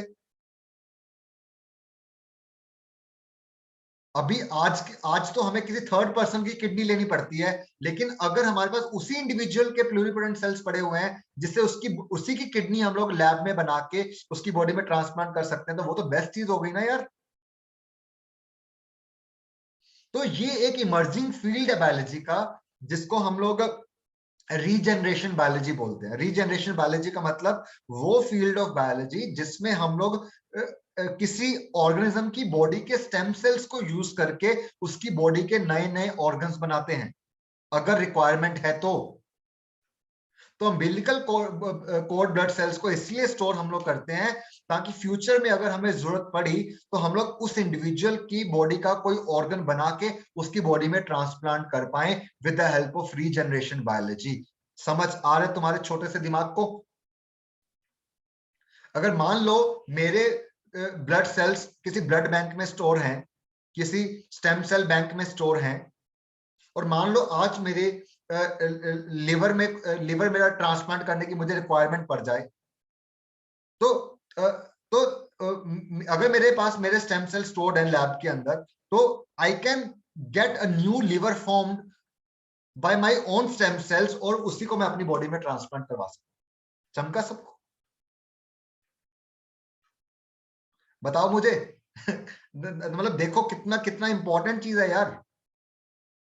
It's just not a minor thing.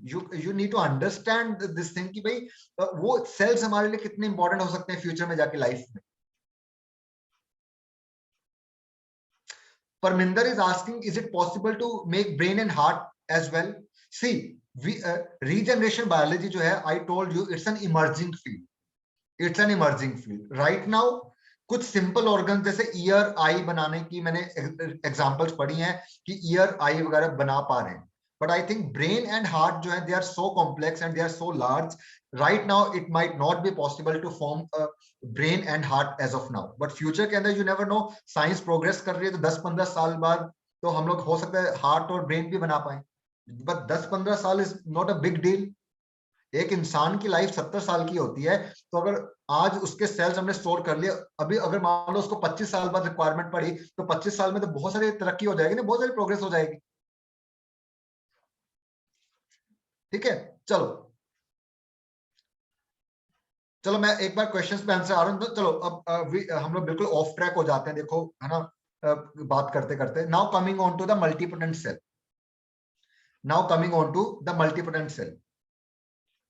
Multipotent cell, देखो मल्टीपोटेंट सेल का एग्जांपल मैं तुम्हें देता हूं हमारी बॉडी में जो कौन सा है, वो है बोन मैरो सेल्स। तुमने सबने पढ़ा होगा ना, बोन मैरो सेल्स होते हैं।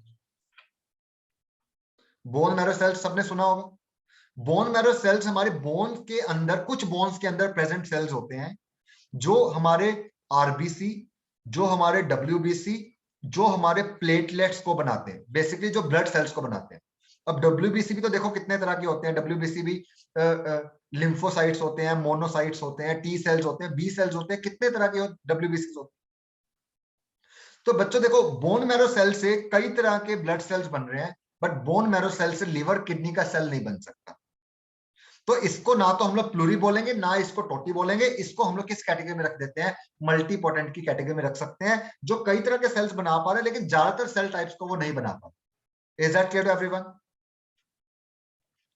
अब तुमने ये भी सुना होगा कि हमारे लिवर के अंदर अपने आप को रीजनरेट करने की कैपेसिटी होती है, कि अगर लिवर का थोड़ा बहुत कोई पार्ट डैमेज हो जाए तो वो अपने आप को रीजनरेट कर लेता है। तो लिवर के सेल्स डिवाइड करके लिवर ही बनाते हैं। लिवर के सेल से किडनी नहीं बनेगी, लिवर के सेल से ब्लड सेल्स नहीं बनेंगे, क्योंकि लिवर के cells come under the category of unipotent. They can divide if required, but on dividing they will form only liver cell because ये are unipotent. Now एक बच्चे ने क्वेश्चन पूछा था लिवर वाला, is that clear to you now? कि liver cell unipotent है तो वो लिवर ही बनाएगा, तो वो डिपेंड करता है सेल टोटिपोटेंट है, प्लूरिपोटेंट है, मल्टीपोटेंट है, यूनिपोटेंट, डिपेंडिंग अपॉन दैट उस सेल से आगे क्या क्या बन पाएगा वो डिपेंड करेगा कि वो सेल इन चारों में से किस कैटेगरी में आ रहा है। अगर वो टोटिपोटेंट है फिर तो यार जो मर्जी बना लो, प्लूरिपोटेंट है तो ऑलमोस्ट सब कुछ बना सकते हो, मल्टीपोटेंट में कुछ कुछ चीजें बना सकते हो, यूनिपोटेंट में एक ही चीज बना पाओगे। ठीक है, यस शानप्रीत, यूनिपोटेंट तो सारे ही हैं, जितने भी डिवाइडिंग सेल्स हैं यूनिपोटेंट तो वो हैं ही। ठीक है, तो बच्चों आई होप ये चारों सेल्स के अंदर तुम्हें डिफरेंस समझ आया, टोटी, प्लूरी, मल्टी, यूनि, इन सब के अंदर, और सबका क्या सिग्निफिकेंस है, कहां पे होते हैं हमारी बॉडी के अंदर। Can you understand these things? बिल्कुल सुमेधा, यस। चलो बच्चों, now I will take your doubts. Arnav first, yes Arnav बोल। अर्नव जी बोलिए। ओह सॉरी, मैं अनम्यूट करना अलाउ कर दूं, just give me a second. मैं ना क्लास में डिस्टरबेंस ना हो इसलिए म्यूट करना बंद कर, म्यूट करना। हाँ अब बोल अर्नव। Yes sir. सर ये surface area to volume ratio अच्छे से समझ नहीं आया। Surface area to volume ratio समझ नहीं आया। Surface area to volume ratio मैंने ये बताया कि किसी भी सेल का सरफेस एरिया कितना है और उसका वॉल्यूम कितना है, दोनों के रेशियो को surface area to volume ratio बोला। मैंने तुम्हें प्रूफ करके दिखाया कि छोटे सेल का surface area to volume ratio ज्यादा होता है, वो समझ आया? Yes sir. अगर किसी सेल का surface area to volume ratio ज्यादा है, सरफेस एरिया ऊपर है वॉल्यूम नीचे है, तो इसका मतलब पर यूनिट वॉल्यूम उस सेल के पास ज्यादा सरफेस एरिया है। Yes sir. तो जिस सेल के पास पर यूनिट वॉल्यूम ज्यादा सरफेस एरिया है तो उसके अंदर या बाहर ज्यादा सब्सटेंसेस इन आउट हो पाएंगे, यस सर। क्योंकि सारी चीजें प्लाज्मा मेम्ब्रेन से ही अंदर बाहर आती जाती है ना, और प्लाज्मा मेम्ब्रेन सरफेस फॉर्म कर रहा है। Yes sir. तो जितना ज्यादा सरफेस एरिया उतना ज्यादा movement of the substances will be possible, और जितना ज्यादा movement of substances will be possible उतना ही सेल मेटाबॉलिकली ज्यादा एक्टिव होगा। Okay sir. Yes sir. हाँ yes Ayushi, coming to you. Sir आपने कहा कि जो अम्बिलिकल कॉर्ड होती है उसके जो ब्लड सेल्स होते हैं उनसे हम कोई भी मतलब मैक्सिमम बॉडी पार्ट्स बना सकते हैं। यस तो उनको हमने स्टोर करना है, लेकिन आरबीसीज का अपने आप में लाइफ स्पैन सिर्फ 4 मंथ्स 120 डेज होता है, तो उसको हम 25-30 साल तक कैसे स्टोर कर लेंगे? पहली बात जो अम्बिलिकल ब्लड सेल्स होते हैं वो आरबीसी नहीं होते, है ना। पहली चीज, आरबीसी तो डिफरेंशिएटेड सेल हो गए, है ना बेटा। पहली चीज, वो ब्लड सेल है, they are not RBC. All blood cells are not RBC. Is that clear now? First of all. Yes sir. दूसरी चीज हम लोग देखो, ये बहुत अच्छा क्वेश्चन है बच्चों, कि हम लोग हर एक सेल का एक लाइफ, तो नाउ मैं आयुषी का क्वेश्चन जनरलाइज कर रहा हूँ because I really like this question, है ना। मतलब बहुत ही लॉजिकल सा क्वेश्चन। देखो तुम लोग जब पढ़ते हो ऐसे तो ऐसे सोचते हो, तो मतलब मेरे को तो बहुत खुशी होती है कि मतलब तुम लोगों ने एटलीस्ट थॉट प्रोसेस दिया। आयुषी ने पूछा कि हर एक सेल का एक लिमिटेड लाइफ स्पैन होता है, how can we store that cell for such a long duration like 20, 25 years, 40 years? This is what your question is Ayushi, yes sir. है ना। देखो हम लोग जो सेल्स को स्टोर करते हैं, चाहे वो कोई भी सेल है, प्लूरिपोटेंट है, multipotent, whatsoever cell is, when we store a cell, we store these cells by a technology which is known as a cryopreservation. हम लोग इन सेल्स को स्टोर करने के लिए जो टेक्निक यूज करते हैं वो है क्रायोप्रिजर्वेशन। क्रायोप्रिजर्वेशन एक ऐसी टेक्निक है जिसमें हम लोग सेल्स को लिक्विड नाइट्रोजन में स्टोर करते हैं, जिसका टेम्परेचर -190 डिग्री सेल्सियस होता है। समझ आ रहा है? हम लोग इन सेल्स को -190 डिग्री 196 डिग्री सेल्सियस स्टोर करते हैं लिक्विड नाइट्रोजन के अंदर।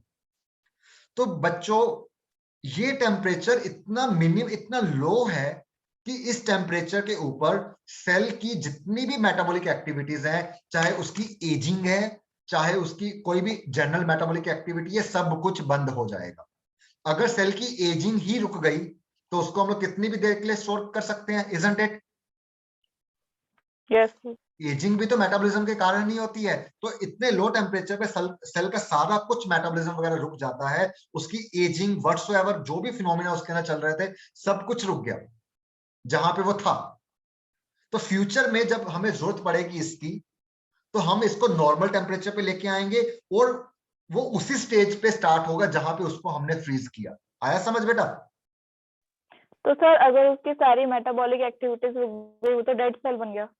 वो टेम्पररी डेड सेल है जिसको हम लोग दोबारा रिवाइव कर सकते हैं। You can say that. उसको डेड नहीं बोलेंगे, हम लोग ये बोलेंगे कि उसकी लिविंग स्टेट पॉज हो गई है। डेड तो वो है जिसको रिवाइव नहीं किया जा सकता, जो अपने ओरिजिनल स्टेट में वापस नहीं आ सकता, लेकिन इसको डेड नहीं बोलेंगे, इसको हम लोग बोलेंगे ये एक ऐसा लिविंग सेल है जिसकी लाइफ जो है वो कुछ टाइम के लिए पॉज हो गई है। आया समझ? Yes sir. यस हिया बोलो। सर एक तो वो वाला बताना जिसमें आपने बताया था कि डिफरेंशिएटेड सेल जो है प्लांट सेल वो पहले अनडिफरेंशिएट होगा फिर टोटिपोटेंट बनेगा। यस, मैंने ये बोला कि एक बच्चे ने मेरे से पूछा था कि क्या अगर मैंने बताया कि all living plant cells are like totipotent, तो एक बच्चे ने पूछा फिर तो सर डिफरेंशिएटेड सेल भी टोटिपोटेंट हो गए। तो मैंने बोला डिफरेंशिएटेड सेल जब डिफरेंशिएटेड फॉर्म में होता है तब वो डिवाइड नहीं करता, जब उसने डिवाइड करना होता है तो पहले वो मेरिस्टेमेटिक या अनडिफरेंशिएटेड फॉर्म में आएगा, उसके बाद उससे कोई भी बॉडी का पार्ट बन सकता है। आया समझ किया? Yes sir. एंड सर जो अमीबा होगा वो डिफरेंशिएटेड सेल होगा ना? Amoeba is not a cell, amoeba को हम लोग लिविंग ऑर्गेनिज्म बोलेंगे। पर सर है तो सिंगल सेल ही। सिंगल सेल है, बट हाँ उसको हम डिफरेंशिएटेड कैटेगरी में रख सकते हैं बिकॉज उसका एक पर्टिकुलर स्ट्रक्चर फंक्शन है। Yes we can. And sir जो ये अभी आप बता रहे थे कि लो टेम्परेचर पे स्टोर कर देंगे, तो फिर जब उसको हमें दोबारा रिवाइव करना होगा तो टेम्परेचर नॉर्मल करेंगे तो वो अपने आप रिवाइव हो जाएगा कि कुछ और करना? वो अपने आप रिवाइव हो जाता है, उसके लिए कुछ नहीं करना। Okay sir, thank you. Yes Vaishnav. Yes, sir. Sir, we have read the fourth category, unipotent cells. So, yes. sir, the cells of liver can regenerate themselves and can grow if there is any damage. So, sir, only the regenerating cells are unipotent. हाँ बिल्कुल, मतलब how does the cell regenerate itself? By dividing only. तो जो cell divide कर रहा है वो undifferentiated cell ही है, तो it will come under any of these four categories. Generally they are unipotent. Okay, sir. And sir, one more question. That we have read that bryophyllum has buds on its leaf. So, sir, you told us that all the plant cells are totipotent. So, if we keep a leaf in the soil, moist soil, so it can grow into a new plant. But, sir, if the plant does not have a bud on it, for example, it is not a leaf from the bryophyllum plant. I got it. Basically, Vaishnav is asking कि हम लोग Bryophyllum के case में तो leaf से पूरा plant बना सकते हैं, but we can't do that in case of rose, right? That is what your question is? Yes, sir. तो देखो बेटा, कोई भी सेल जो है वो प्लांट सेल जो है वो टोटिपोटेंट होगा या नहीं होगा, वो मैंने बताया उसके कई सारे फैक्टर्स पे डिपेंड करता है। तो वो टोटिपोटेंट, लीफ के सेल्स भी टोटिपोटेंट है, रोज के लीफ के सेल्स भी टोटिपोटेंट है, but they will show totipotency only when there conditions are fulfilled, like their hormones should be such, their all other factors should be such. तो अगर हम लोग रोज के सेल्स को लैब के अंदर वो सारी कंडीशंस, वो सारे हार्मोन्स दे दें जो उसको टोटिपोटेंसी शो करने के लिए चाहिए, तो that then in lab we can regenerate a complete rose plant from the leaf cell of the rose. आया समझ? Yes sir. मतलब टोटिपोटेंसी शो करने के लिए that particular cell should like that particular plant or should naturally or artificially should provide the conditions required by that cell to show its totipotency. तो जो Bryophyllum के case में leaf sales को वो condition plant खुद provide कर देता है, लेकिन रोज को वो प्लांट खुद प्रोवाइड नहीं कर रहा। इन दैट केस अगर हम लोग प्रोवाइड करेंगे then that rose plant cell can also show totipotency. आया समझ? तो हम लोग प्लांट टिश्यू कल्चर में यही तो करते हैं। टिश्यू कल्चर में कोई भी सेल ले लो, उसको कंडीशंस दो, जो हार्मोन्स चाहिए, जो टेम्परेचर चाहिए, जो पीएच चाहिए, है ना, जो लाइट चाहिए, सब कुछ दो उसको, तो वो बिल्कुल, जो न्यूट्रिएंट्स दो, तो वो पूरा अपना एक नया प्लांट फॉर्म कर देते हैं। आया समझ? Yes, sir. क्या समझ आया? रिपीट करो जल्दी से। Yes, sir. I understood that to like for example, a plant to show his totipotency properties, it should fulfill all the conditions. Yes, it should it requires certain conditions. If those conditions are met, then it will show totipotency. Otherwise, it will not. Right? But if we provide those conditions artificially, every living plant cell will show its totipotency. Got it?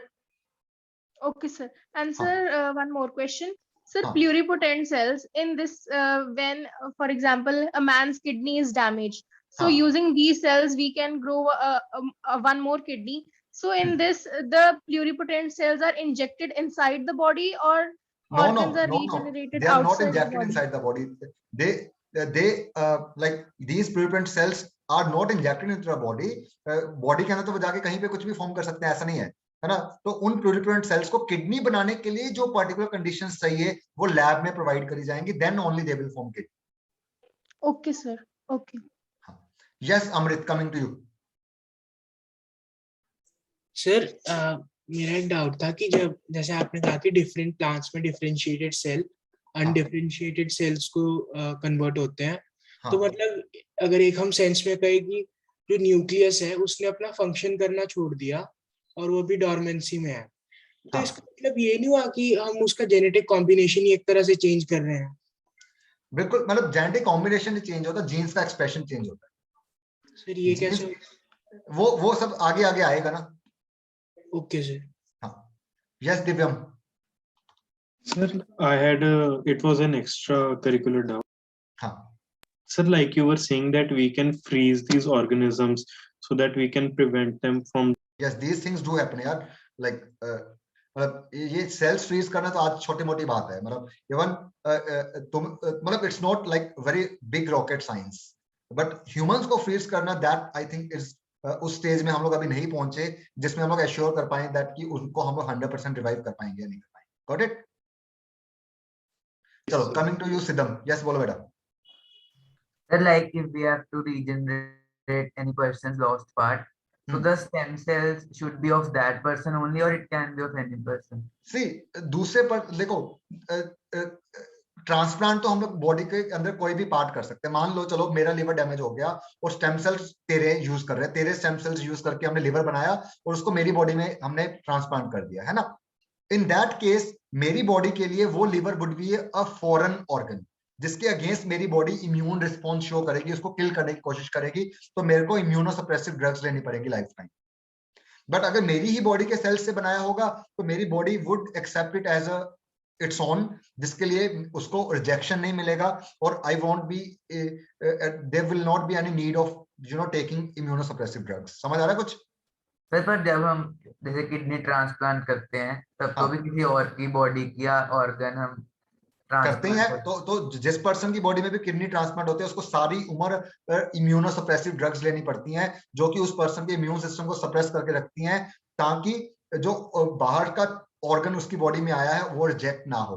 But वही चीज तो है ना कि अगर उसके खुद के सेल से वो किडनी बनाई गई होती तो उसको ये सब कुछ भी करने की जरूरत ना पड़े। तो फिर वो के सेल से क्यों नहीं बनाते, मतलब क्या चीज ट्रांसप्लांट करते हैं? अरे अब पहली बात ये टेक्नोलॉजी ही नहीं है। आज मान लो आज किसी पर्सन का लिवर डैमेज हुआ, किडनी डैमेज हुई, तो कम से कम वो 40-50 साल का तो होगा ही ना। तो उस 40-50 साल पहले उसके सेल्स कहाँ थे? और अगर थे भी तो हम लोग अभी उस एडवांस स्टेज में है ही नहीं कि हम लोग लिवर किडनी पूरे बना पाए। समझा? Yes Ishika, coming to you. Sir जैसे आपने कहा था कि हम सेल को नाइट्रोजन में रख के फ्रीज कर सकते हैं, हाँ, तो हम ये किसी भी सेल के केस में कर सकते हैं या any cell? Okay sir. Yes Hargun. So there are many species that are getting endangered. So if we start storing the cells of zygote while it's dividing, we can revive that species before it's extinct. बिल्कुल, मतलब over time we are getting to know new applications, what all can be done with these things, है ना। We are in a native stage again, तो हमें अभी इस technology का potential नहीं पता। लाइक हो सकता है किसी जगह पे ये सब चीजें चल रही हो जहां पे endangered species का extinct species को store किया जा रहा हो so that we can revive them in future. Nobody knows what is happening around us. It might be possible that कि ये already हो रहा हो। समझ आया? Yes sir, thank you sir. हाँ, yes Parsh. Yes sir. Sir, when we are creating a particular organ, for example kidney in the case, from like totipotent cells, so do we have to give it a particular stimulus so as that it can function to produce? Yes, they need to be provided with a particular stimulus under particular conditions. Then only they will form a particular organ that we desire to create. And sir, one more question. Sir, when your voice is not audible now, you are on mute. Sir, am I audible now? हाँ. So I was saying that in the, like, for example, if we take the case of organ transplant, for example, kidney or liver.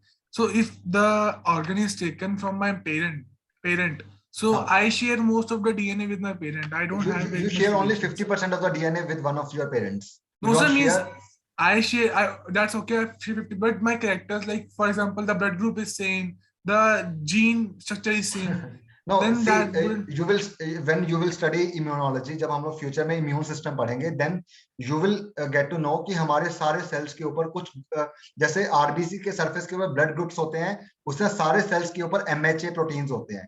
तो वो MHA proteins जो है वो 50% एक parent से match करते हैं, बट 50% आर डिफरेंट. तो उन 50% के बेस पे हमारी बॉडी जो है ऑर्गन को रिजेक्ट कर सकती है. मान लो मैंने अपनी मदर का किडनी अपनी बॉडी में ट्रांसप्लांट करवाया, तो मेरे अंदर वो है ना, तो मेरे अंदर तो ध्यान दो, जो मेरे मदर हैं उनके अंदर 50% उनके मदर के उनके फादर के प्रोटीन्स होंगे, बट उनमें से 50% मेरी बॉडी में आए होंगे, बट 50% तो ऐसे होंगे जो नहीं आए होंगे. मतलब ये मतलब दिस आई थिंक उसके लिए you need to understand that cell cycle, meiosis वगैरह, कि है ना, कि सारे एग्जैक्ट कैरेक्टर्स पेरेंट्स के बच्चे में नहीं आते. We have many certain things, there are many things which are different from the parents. जैसे कि आपने कहा सर इम्यूनोरिप्रेसिव ड्रग्स होते हैं सर, ये मतलब पर्टिकुलर पर्सन के लिए यूनिक होते हैं, क्योंकि क्या नाम है, तो एमएचए प्रोटीन्स है वो हर पर्सन के लिए यूनिक होते हैं. MHA proteins are unique but drugs are not. Drugs तो एक जनरली ओवरऑल इम्यून सिस्टम को सप्रेस कर रही है. Drugs are not. जो एक पर्टिकुलर मतलब अगर एंटीजन है, कोई मतलब प्रोटीन है एंटीजन किसी पर्टिकुलर सेल के ऊपर, तो उसे सप्रेस करने के लिए तो एक पर्टिकुलर ड्रग चाहिए. अगेन मैं आई एम सेइंग कि वो एंटीजन को सप्रेस नहीं कर रही, वो इम्यून सिस्टम को सप्रेस कर रही है. वो एंटीजन, वो drug is not suppressing that antigen, that is suppressing the immune system, not that antigen. Got it? Yes sir. वो उस एंटीजन के अगेंस्ट जो रिस्पॉन्स हो रहा है उसको सप्रेस कर रही है, ना कि एंटीजन को. There is a difference, isn't it? Yes. हाँ. Yes, Sumedha. So if we are taking immunorepressive drugs, then our immune system will stop responding to any viral or bacterial infection. Yes. Those persons who take immunosuppressive drugs, they need to be very very careful against infections, because अगर उनकी body में infection हो गया virus वगैरह का, जो कि होना बहुत ही आसान है, because their immune system is suppressed, तो it is very difficult to manage it. Yes, जो इम्यूनोसप्रेसिव ड्रग्स पे जो लोग होते हैं उनको ये सारी डिफिकल्टीज रियल लाइफ में फेस करनी पड़ती हैं. उनके अंदर इन्फेक्शंस होना बहुत कॉमन होता है if they do not maintain hygiene. Got it? Okay, sir. Anything else? Sir I have one more doubt. हाँ बोल. सर लाइक हमने जो सेल स्टोर किए वो आज स्टोर किए, तो it will have variations according to today's environment. हाँ. बट वो जब हम उसको फ्यूचर में रिवाइव करेंगे तो उसमें वेरिएशंस तो होंगी नहीं, then it won't be able to survive.